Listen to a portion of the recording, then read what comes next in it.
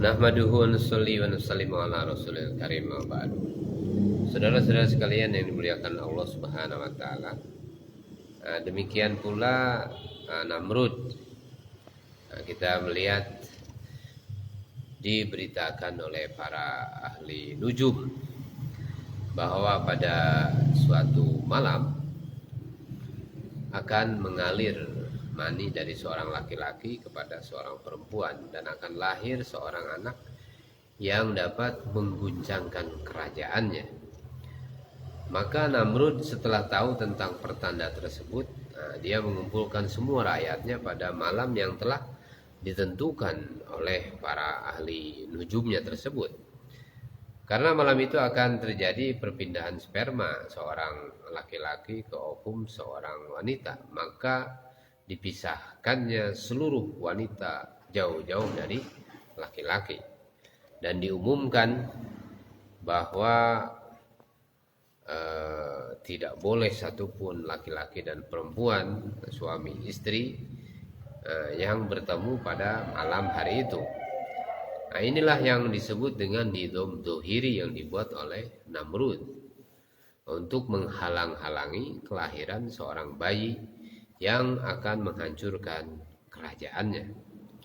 Saudara-saudara sekalian yang dimuliakan Allah Subhanahu wa taala, Namrud pada malam itu memerintahkan seorang menterinya untuk menjaga pada laki-laki dan istri dari menteri tersebut untuk menjaga para wanita.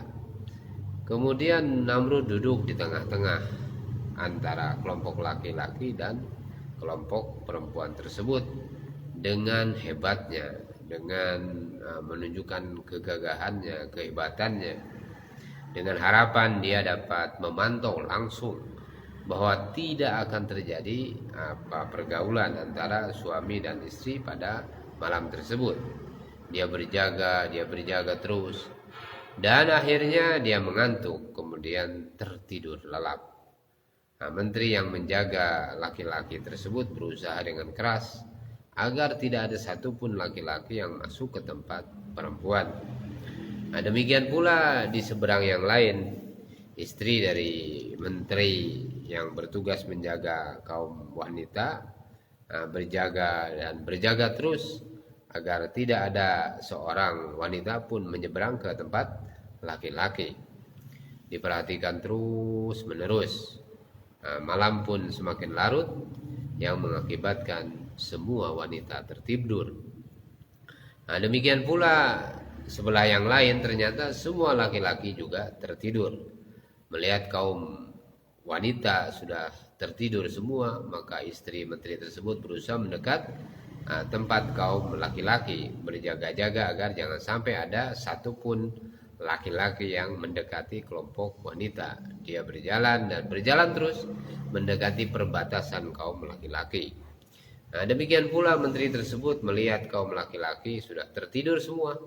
Dia mendekat ke perbatasan tempat wanita dengan harapan tidak ada satupun wanita yang akan menyeberang ke tempat laki-laki dan membangunkan suaminya.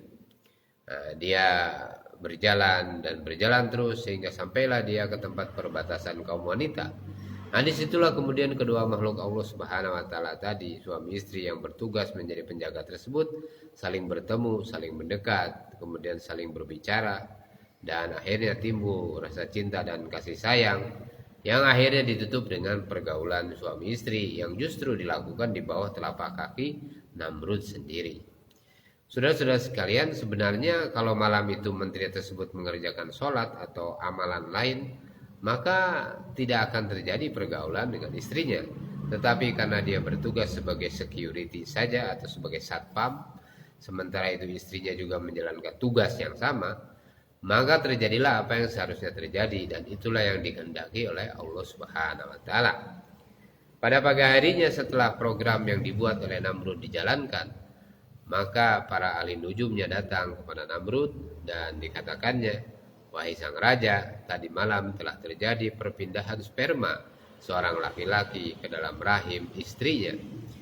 Inilah yang disebut dengan nizam ghaibi yang ingin Allah Subhanahu wa taala tunjukkan setelah diberitahu oleh para ahli nujumnya maka Namrud ini menjadi marah.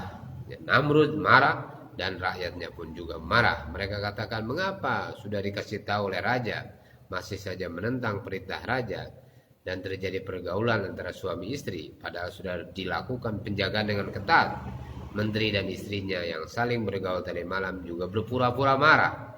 Maka dibuatlah peraturan yang kedua yang dikatakan, kita catat dengan baik kapan bayi yang akan lahir dengan perhitungan yang tepat sejak terjadinya pertemuan antara suami istri tersebut, akan dibunuh semua.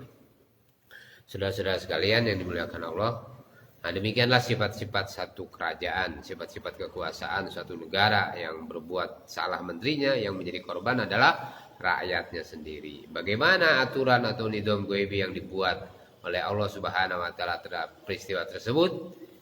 Kehamilan ibu Ibrahim alaihissalam, pada jadi kehamilan ibu Ibrahim alaihissalam tadi lain daripada kehamilan wanita yang lain. Pada saat waktu melahirkan ibu Ibrahim alaihissalam, maka pergi ke hutan dan tidak ada satupun rakyat atau Raja Namrud yang tahu, sehingga dia dapat melahirkan dengan mudah, dapat melahirkan dengan selamat, kemudian kembali lagi masuk ke kerajaan lagi, seolah-olah tidak ada peristiwa luar biasa yang telah terjadi. Ibrahim alaihissalam lahir dengan selamat. Sementara itu sekian banyak bayi yang lahir bersamaan waktunya telah terbunuh. Dalam keadaan baru lahir, Ibrahim ditinggalkan begitu saja di dalam hutan. Bukan ibunya yang memelihara, tetapi siapa? Allah Subhanahu wa taala yang memeliharanya. Allah Subhanahu wa taala yang menjaga dan memelihara bayi yang masih dalam rahim ibunya. Dan Allah Subhanahu wa taala yang memelihara setelah bayi tersebut lahir dari rahim ibunya.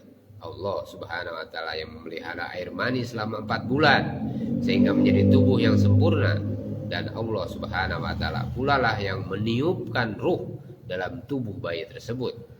Pernahkah kita berpikir kenapa baru 4 bulan ditiupkan ruh ke dalam tubuh bayi yang masih dalam kandungan? Kenapa tidak dikeluarkan saja langsung? Kenapa Allah Subhanahu wa taala masih simpan dalam rahim ibunya selama 5 bulan lagi? Pernahkah kita berpikir semacam ini? Kenapa setelah ditiupkan ruh tidak langsung saja dikeluarkan dari rahim ibunya? Kenapa masih harus ditahan selama 5 bulan dalam kandungan ibunya? Saudara-saudara sekalian, pada dasarnya Allah Subhanahu wa taala ingin memperlihatkan kepada manusia untuk berpikir bahwa Allah Subhanahu wa taala yang memberikan ruh, kemudian Allah Subhanahu wa taala yang memelihara dalam rahim ibu tersebut. Bagaimana Allah Subhanahu wa taala memelihara Nabi Ibrahim alaihissalam? Yaitu dikeluarkannya dari 2 ibu jari Ibrahim alaihissalam, dari 1 jari keluar susu dan dari 1 jari lainnya keluar madu. Inilah kekuatan Allah Subhanahu wa taala. Dan perkembangan Ibrahim alaihissalam tidak seperti perkembangan bayi-bayi yang lain. Perkembangan bayi lain yang membutuhkan waktu 1 tahun, bagi Ibrahim alaihissalam cukup dalam waktu 1 bulan saja. Demikian pula perkembangan bayi yang lainnya dalam 6 bulan. Bagi Ibrahim alaihissalam hanya memerlukan waktu 1 minggu saja, atau 1 minggu perkembangan bayi biasa. Maka bagi Ibrahim alaihissalam cukup 1 hari saja. Ini adalah kekuasaan Allah Subhanahu wa taala. Ibu Ibrahim alaihissalam sekali-kali melihat keadaan anaknya dalam hutan, dan ternyata perkembangannya begitu cepat, sangat bagus sekali, sangat tampan sekali, sangat gagah sekali, sehingga yakinlah ibunya bahwa yang memelihara Ibrahim adalah Allah Subhanahu wa taala. Karena cepatnya perkembangan Ibrahim alaihissalam sehingga dia tumbuh menjadi anak yang besar. Kemudian dia pergi ke kota. Sampai di kota orang-orang pun bingung melihat ibu jari si anak mengeluarkan susu dan madu. Nah, orang yang menyangka anak ini lahir pada saat yang ditentukan oleh Namrud, mereka semakin tidak percaya. Nah, demikian pula orang-orang yang ahli menghitung kelahiran anak, mengatakan tidak mungkin kalau dia lahir pada hari yang ditentukan oleh Namrud. Kalau dilihat dari bentuk fisik anak tersebut, mereka berkesimpulan bahwa anak ini lahir jauh hari dari tanggal atau hari yang telah ditentukan tersebut. Nah, inilah bagaimana ini kekuasaan Allah Subhanahu wa taala. Allah Subhanahu wa taala telah pelihara Nabi Ibrahim alaihissalam, itulah yang namanya iman. Hendaknya kita tanamkan dalam hati kita sifat rububiyah dari Allah Subhanahu wa taala. Allah Subhanahu wa taala yang memelihara bayi sejak dalam rahim ibunya, Allah pula lah yang memelihara kita di padang mahsyar, Allah Subhanahu wa taala yang memberikan ruh kita dalam kubur, dan selama 60-70 tahun Allah yang memberikan ruh dalam tubuh kita. Dia Allah Subhanahu wa taala yang memelihara kita, Dia yang memberi makan kita, Dia yang memberikan segala-galanya kepada kita. Keyakinan terhadap rububiyah Allah Subhanahu wa taala harus senantiasa tertanam dalam diri kita.